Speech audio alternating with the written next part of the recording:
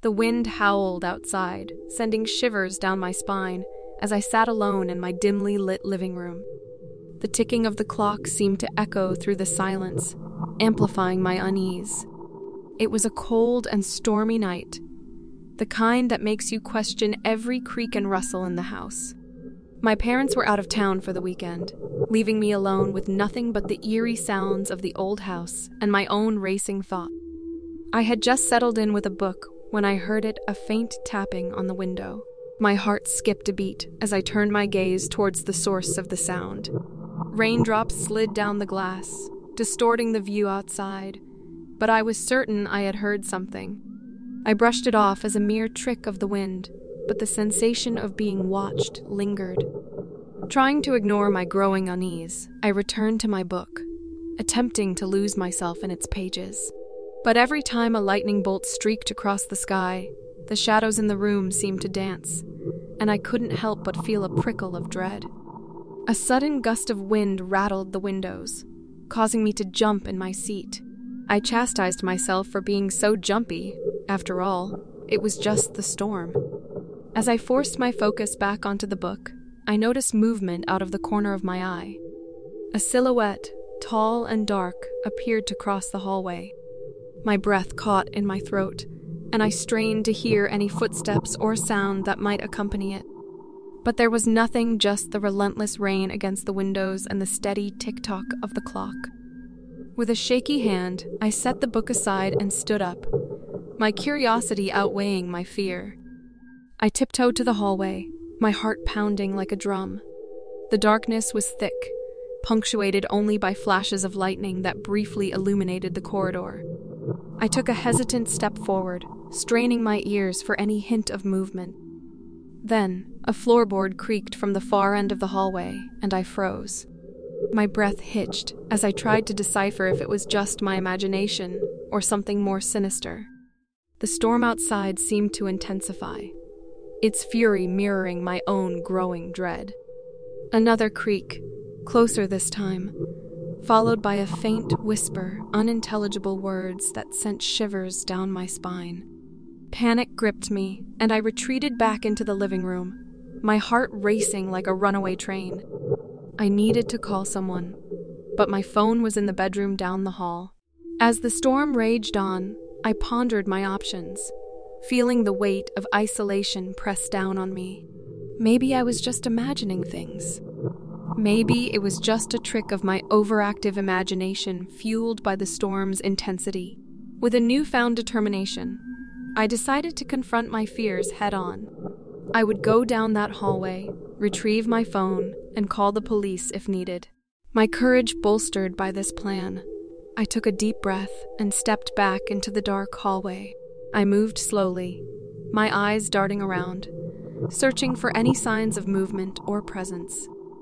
As I approached my bedroom, a soft scraping sound echoed from behind me.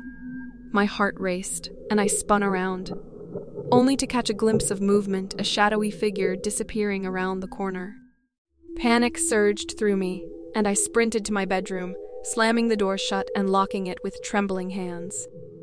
I grabbed my phone and dialed 911, my voice quivering as I tried to explain the situation to the operator. She assured me that help was on the way and advised me to stay put. As I waited, every sound, every gust of wind seemed to magnify, causing my heart to pound against my ribcage. Time seemed to stretch as I huddled in the corner of my bedroom, clutching my phone like a lifeline. The storm outside showed no signs of relenting, and the minutes felt like hours. Finally, the distant wail of sirens cut through the darkness, and a flicker of hope ignited within me.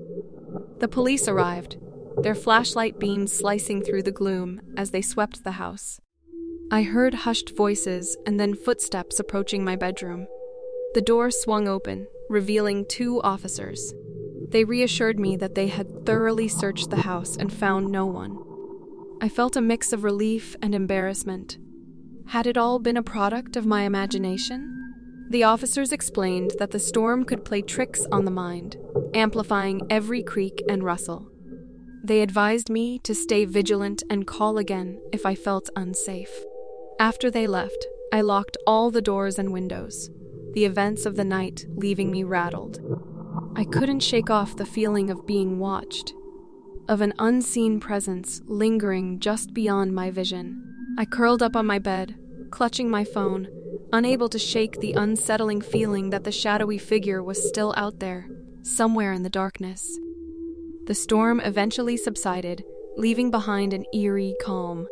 I drifted into a restless sleep, plagued by unsettling dreams of being pursued by shadows.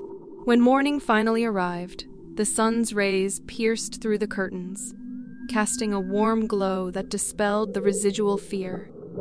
I cautiously ventured out of my bedroom, finding the house bathed in light and devoid of any traces of the night's horrors. I couldn't help but wonder if it had all been a vivid nightmare, fueled by the storm's intensity and my own solitude. Weeks passed, and life returned to normal. The incident began to fade from my thoughts, replaced by the routines of school and daily life. Yet, every now and then, when I was alone in the house or heard a distant tap on the window, a shiver would run down my spine, and I would remember that chilling night, the night I came face to face with the unseen visitor. The school hallway was empty, save for the flickering fluorescent lights that cast eerie shadows on the lockers. I glanced at my watch impatiently. I had stayed late to finish a project and was eager to head home. The school was known for its history, whispers of dark tales echoing through its halls. But I had never put much stock in such stories until that night. I gathered my belongings and slung my bag over my shoulder. As I started down the corridor, a chill crept up my spine. It was as if the air had grown heavy, electric with an unsettling energy. My footsteps echoed, amplified by the silence that hung in the air. I quickened my pace, the sensation of being watched gnawing at my nerves.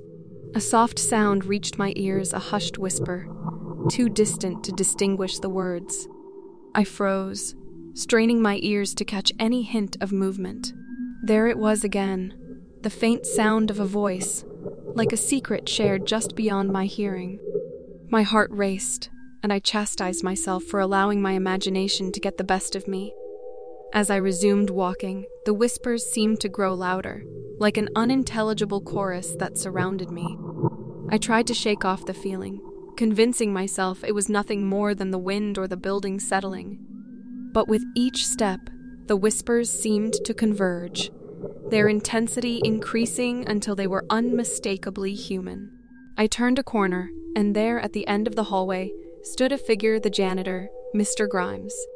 He was an elderly man, hunched over with age, his eyes obscured by thick glasses. His presence was not unusual. He often worked late, cleaning the school after hours. But there was something different about him that night. He seemed lost in his own world, muttering to himself as he pushed a mop across the floor. I hesitated, unsure if I should approach him or slip away unnoticed. As I watched, his whispers grew more distinct, and my curiosity got the better of me. I took a cautious step closer, my heart pounding in my chest. "Is everything okay, Mr. Grimes?" I called out, my voice quivering slightly. He didn't respond, his muttering continuing, unabated. I took another step, my footsteps echoing in the hallway, which now seemed to stretch impossibly long. The whispers surrounded me, their cadence almost rhythmic. "Mr. Grimes?" I tried again, louder this time. His head snapped up, his milky eyes fixing on me with an intensity that sent a shiver down my spine. The whispers abruptly ceased, leaving an eerie silence in their wake. "Ah, my dear," he croaked, his voice raspy and low. "You shouldn't be here at this hour. The night holds secrets, you know. Secrets only those who linger discover." I took an instinctive step back, a sense of foreboding settling over me. "I was just finishing up a project," I stammered, my eyes darting around, searching for an escape route. Mr. Grimes shuffled closer, his movements slow and deliberate. "You have a curious spirit, young one. a thirst for knowledge that might just be your undoing. The hairs on the back of my neck stood on end as his words sunk in. The janitor's behavior was anything but ordinary, and I realized I was in a situation I couldn't quite comprehend. I mustered all the courage I had and took another step back. "I should go," I muttered, my voice trembling. But Mr. Grimes moved closer still, his gaze unwavering. "Go if you wish, but remember this. There are things that lurk in the corners of this school, things that come alive in the dark. The whispers of the past, the forgotten echoes. They find their voice when the world sleeps." His cryptic words sent a chill down my spine, and I turned and fled, my footsteps echoing behind me. The hallway seemed to stretch endlessly, the exit always just out of reach. My heart pounded, and the air grew thick with a suffocating tension. I rounded another corner and finally burst through the double doors that led outside. Gasping for air, I stumbled into the night, the cold wind biting at my skin. The school loomed behind me, its windows dark and ominous. I glanced back, half expecting to see Mr. Grimes standing there, watching me with his unseeing eyes. But the hallway was empty, the only sound the distant howl of the wind. I never stayed late at school again after that night. The memory of the whispers and the unsettling encounter with Mr. Grimes haunted my thoughts. I couldn't shake the feeling that there was more to the school than met the eye a history of secrets and shadows that whispered through its halls. To this day, whenever I pass by that school, I can't help but feel a shiver down my spine. The memory of that night remains etched in my mind, the night I encountered the Whispering Janitor and glimpsed the hidden darkness that lay just beneath the surface. The library was my sanctuary, a haven of knowledge and solitude where I often sought refuge from the chaos of school. It was a sprawling old building with towering bookshelves that seemed to touch the ceiling, creating labyrinthine paths between rows of books. One evening, with the sun dipping below the horizon, I found myself alone in the dimly lit library, absorbed in my studies. The silence was broken only by the occasional rustle of pages and the soft tap of my pen on paper. Outside, the wind howled, rattling the windows and sending shadows dancing across the walls. I focused on my work, determined to finish the assignment due the next day, but a growing unease tugged at the corners of my mind. I glanced up, my eyes scanning the aisles between the bookshelves. It was then that I noticed him, a man, tall and thin, standing at the end of an aisle. He wore a worn-out suit that looked out of place against the backdrop of ancient tomes. I blinked, surprised by his sudden appearance. How had he entered the library without me noticing? His gaze was fixed on me, his eyes dark and intense. A shiver crept down my spine, and I looked away, my heart pounding in my chest.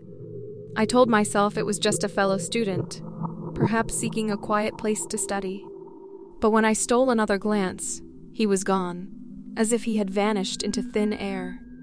I brushed off the strange encounter, attributing it to exhaustion and my overactive imagination. Yet, as I resumed my studies, a whisper of doubt lingered in my mind. The feeling of being watched intensified, and the library's familiar hush began to feel stifling, suffocating. The wind outside grew stronger, its howls sounding almost like distant cries. I tried to shake off the unease, focusing on my notes, but the words seemed to blur together and my concentration waned. Time passed slowly, and the library grew colder, the air heavy with a tension I couldn't explain. A soft sound caught my attention, a faint whisper, almost imperceptible. My heart raced as I strained to hear it again. There it was, a soft, disembodied voice, as if someone were muttering just out of earshot. I turned in my seat, my eyes scanning the rows of books. "Hello?" I called out, my voice trembling. The echo of my words hung in the air, and the library responded with a hollow silence. I forced myself to stand, my footsteps echoing through the vast space. I hesitated, listening intently for any sign of movement or sound. Then, from the corner of my eye, I saw him again, the man in the worn-out suit, standing at the end of another aisle. My breath caught in my throat as I stared, disbelief and fear intertwining. His gaze was fixed on me, his expression unreadable. Before I could react, he turned and disappeared behind a row of shelves. Summoning all the courage I could muster, I followed him, my footsteps quickening as I navigated the maze-like corridors.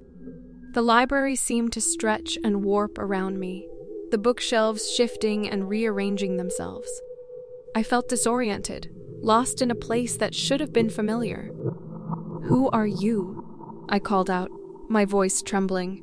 The only response was a soft, distant chuckle that sent shivers down my spine. I turned a corner and stopped dead in my tracks. Before me was a room, its walls lined with mirrors that reflected my own terrified expression back at me. In the center of the room stood the man, his eyes locked on mine. He was surrounded by an eerie glow, his features distorted by the mirrors that surrounded him. The whispers grew louder, a cacophony of voices that echoed through the room, mingling with the sound of the wind outside. "You shouldn't have come," he said, his voice a haunting whisper that seemed to come from all directions. "This place is not what it seems." Fear gripped me, and I stumbled backward, my heart racing. The mirrors seemed to distort reality, showing twisted reflections that left me dizzy and disoriented. I turned and fled, the labyrinthine corridors seeming to shift and close in around me. Finally, I burst through the library doors, gasping for breath. The outside world was a welcome sight, the fresh air chasing away the lingering sense of dread. I glanced back at the library, its windows dark and foreboding.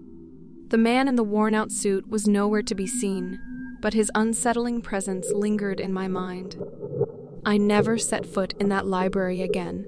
The memory of the Vanishing Tutor haunted my thoughts, a puzzle I could never quite solve. I often wondered who he was and what he wanted, but the answers remained elusive.